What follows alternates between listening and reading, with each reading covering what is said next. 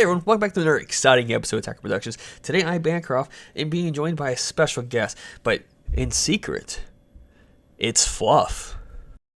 Hey, what's up, people? So recently there's been some issues going back and forth. Fluff has been coming to the shop as Dalton. I know, big shock, surprise. But we're trying to just, get him back into the groove of it because, he was attacked by two of our players. And we're just trying to make sure he stays safe for the time being. So just be really on the DL about it. And let's just get into this matchup. So today was the first round. And Jimmy had paired me and Dalton up together. Or Fluff. And I'm bringing back Prison while Fluff is playing Gotenks.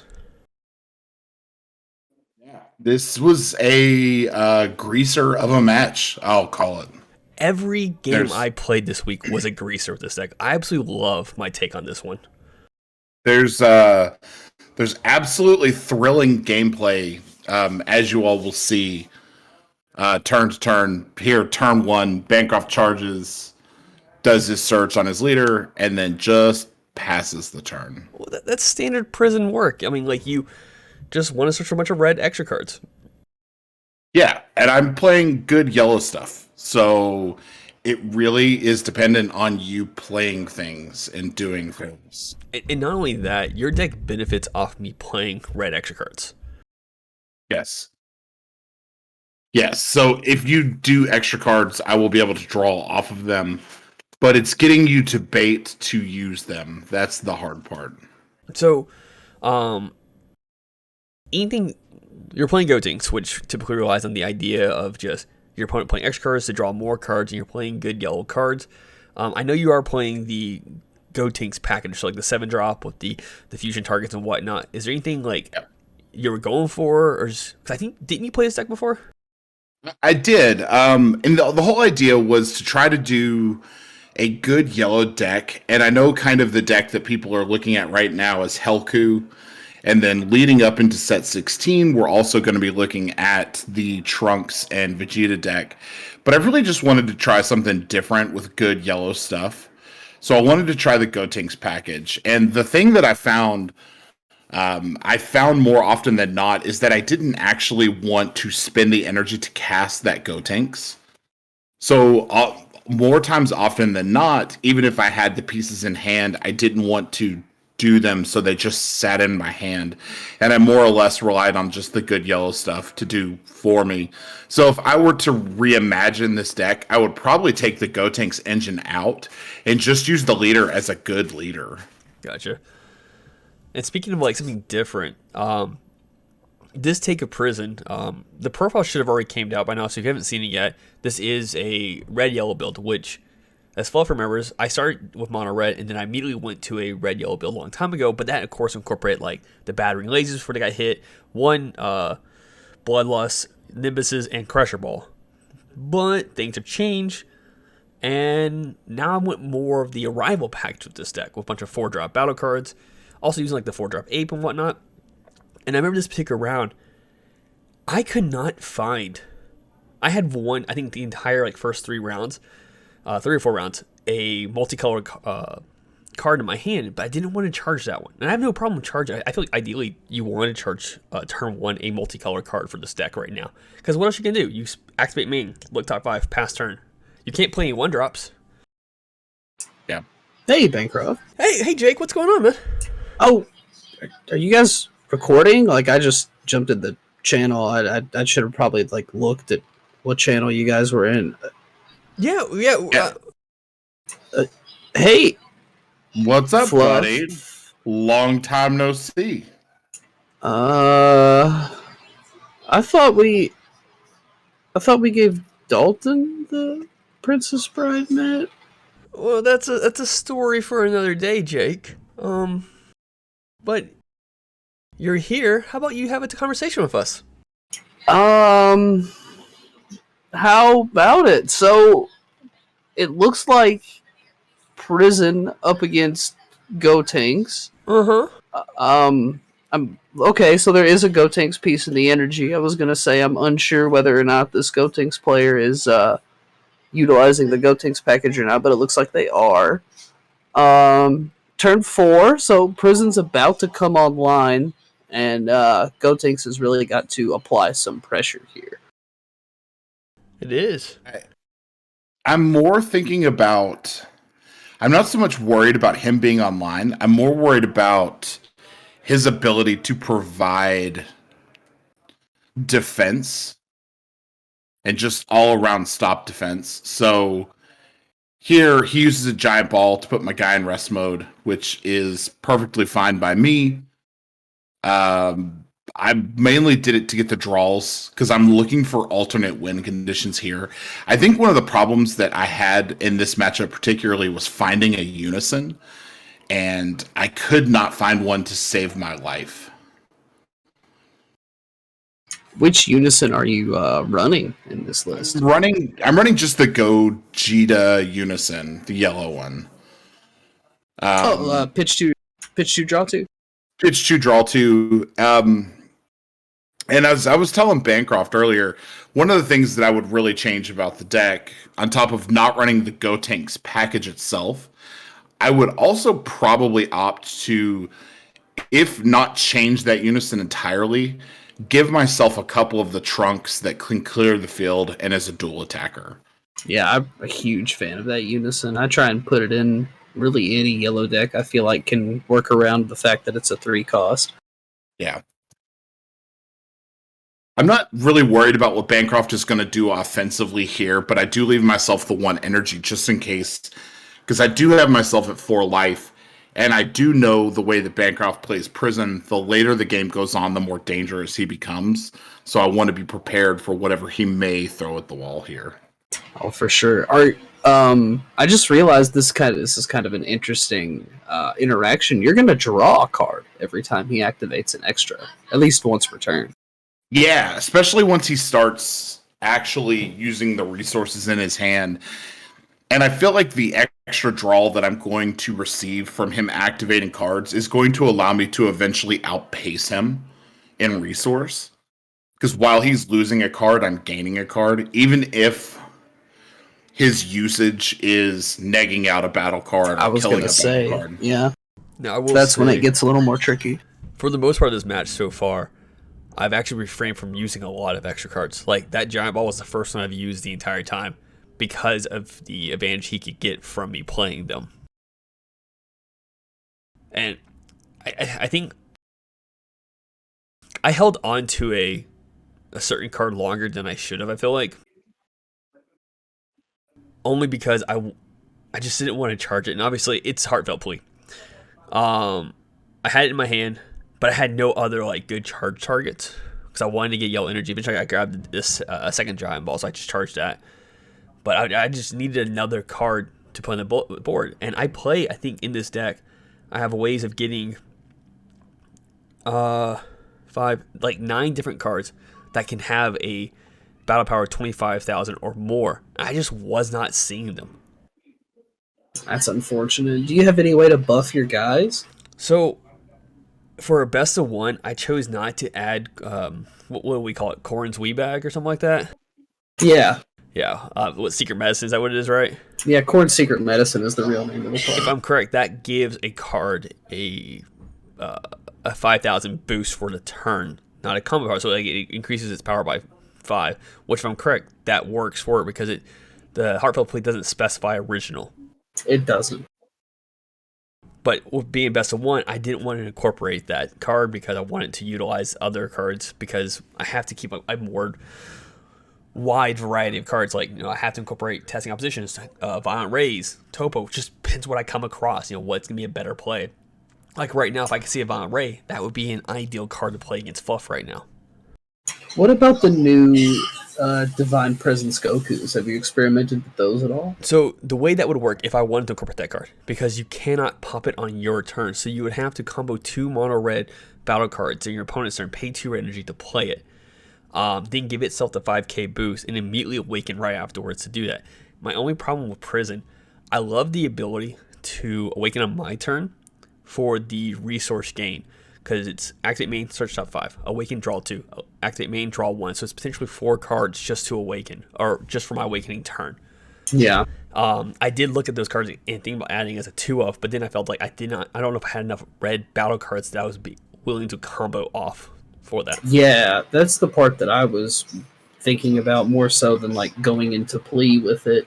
Just like, do you play enough battle cards to facilitate it? Because it would be a pretty strong battle card if you did. A lot of the battle cards in this deck, so I obviously play 4 of the Draw Leaps, the 4-cost ones, and I play 4 of like the 6-drop Broly's, 3 of the Topos, and then from that point on, every other card I play, like battle card wise, is a +1 combo, or a 1 energy to combo.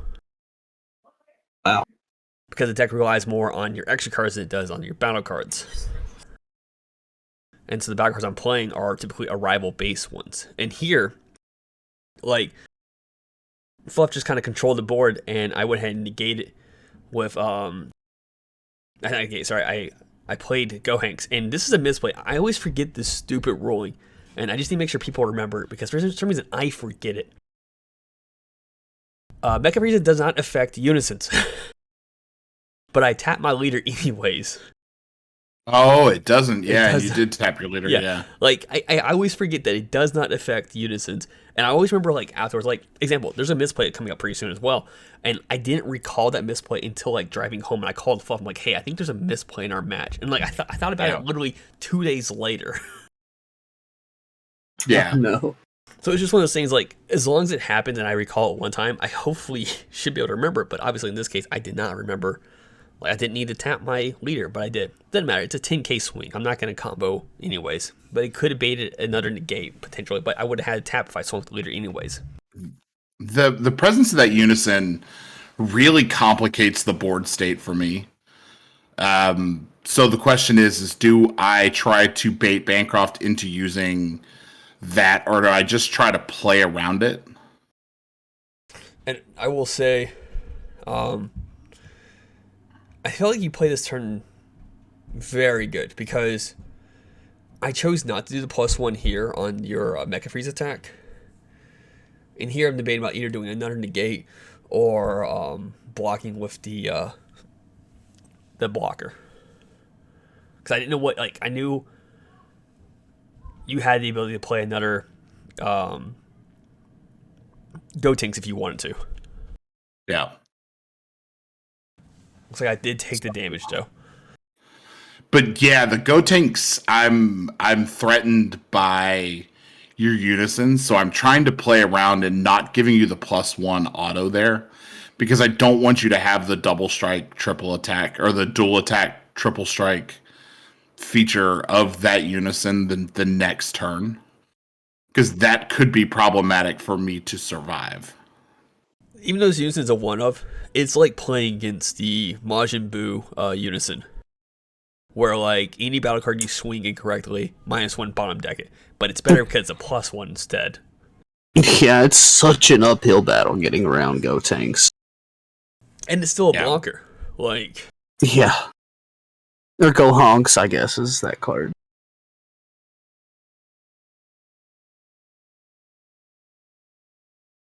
Yeah, and this is where it really gets tricky playing against Prison, especially when you're sitting on a field that looks like this. I'm not sure what to expect from you. Because I don't think you even saw this build, did you? No, I did send you a picture of this build, I think. You did send me a picture of the build, but I'm not sure what's in your hand. Basically, every time you did your top 5 to search with the Prison leader, you kind of like laughed to yourself or made a comment like, oh, there it is. Like, oh, it was going to be the next card. It was either literally the 4-drop Beerus or a 5-drop Beerus I saw like was the next card, but because his leader gains nothing on swing, I was like, I couldn't have drawn it anyways, you know? Oh no. And a couple times I saw the Gotenks as well, like as that searcher, and I'm like, what the hell, man? So I think here's coming the misplay. So I comboed a red and a yellow card. Obviously, it gives me the ability to activate a rival, which I do. You do have a unison, which will allow you to play Vegeta. Which Vegeta says the card being played is played in rest mode. So there's no switching occurring here, which means you cannot actually play Poutine. Now, this does affect some things, but we don't know how much this actually affects the in-game effect, because I believe I have a Giant Ball in hand. So I could have used Giant Ball to change it to rest mode. Yeah, because that would have worked instead. Because as you'll see here, I end up losing that Vegeta anyway, so the blocker on that Vegeta ends up not mattering. And because Beerus can negate on play, and there was a sync thing going on here, like, you know, Vegeta, yada yada. I'm like, I do have a counterplay for this. I just Oh my and god! counter my counter. Oh my, he does not want to lose that poutine. So, like I said, Poutine technically shouldn't be on board, and that does change my next part of my plays, because I have to use Overwhelm because I don't want my Heartfelt Plea to be tapped on play. Right. And so that could have been potentially 2 more attacks for my turn.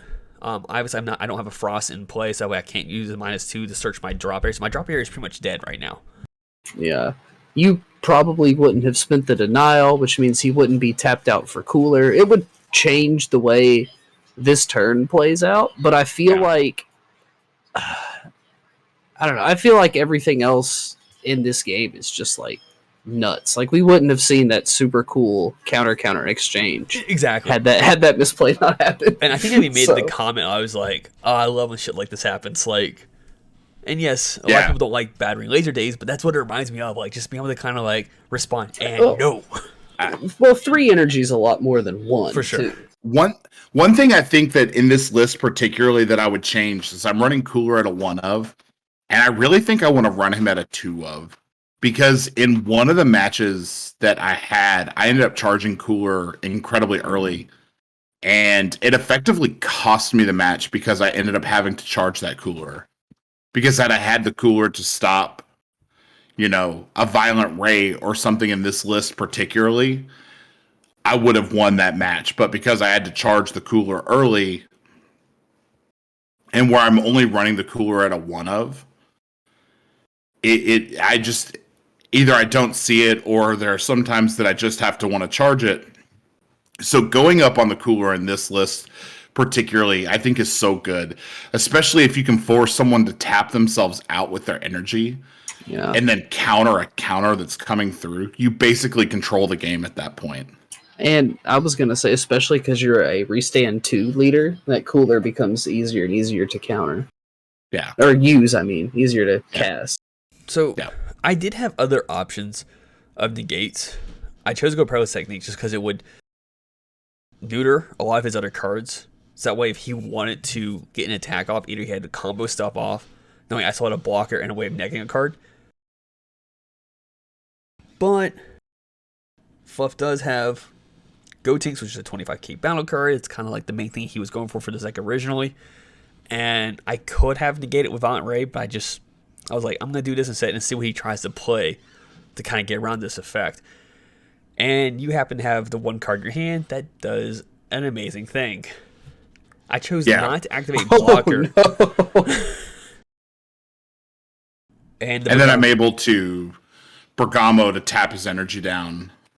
Oh my goodness. Now, once again, going back to what Jake had mentioned, even with the plays that did occur, I would potentially still have 1 more open energy here. But like I said, once again, we don't know how much this could have changed, because like you do have Bergamo was only able to tap 1, so I would have tapped 2. I would have had 3 open energies. I'm trying to say. Oh, you would have had 3. So I still would have had 1 open energy, but you still have 4 total energy. A 10k battle card to still swing up, a Unisys to still swing up. You still have a board presence and a hand presence. Where I think I have like 7 or 8 cards in my hand. You had like 12 to 14 cards in your hand. Oh my goodness. Yeah. This deck really, everything replaces itself, and then the leader draws every time you activate an extra card. So this leader can generate a mad hand advantage. And it was funny because the deck that I drew the least off of was against the blue deck that I played against, which you wouldn't think about it initially, but you know, when the only extra cards they really run is Sensu Bean, which is niche at best, and then Dimension Magic. If they just choose to not use those and use their battle card negates instead, they kind of get around my leader's effect. Remember quick, because I didn't have any battle cards the first time you played. your Gotenks, but doesn't it, like, pop a card on your opponent's side of the field? Yeah. Yeah. So If it's in rest mode, yeah. So I didn't. Yeah, see... so we would have lost the. You would have lost the heartfelt plea, but at that point it was game. Oh, for sure. So, and it didn't help that I didn't see a single super combo that match either. And I will say the one thing about this deck, I did. I purposely chose not to add the Frieza's Army Searcher because I play so many other cards in this deck that could be a complete whiff. Or beforehand, the past was like, there's a chance it could be a whiff. The chance of it being a whiff now is like doubled. And I was like, I don't want to waste that energy for it.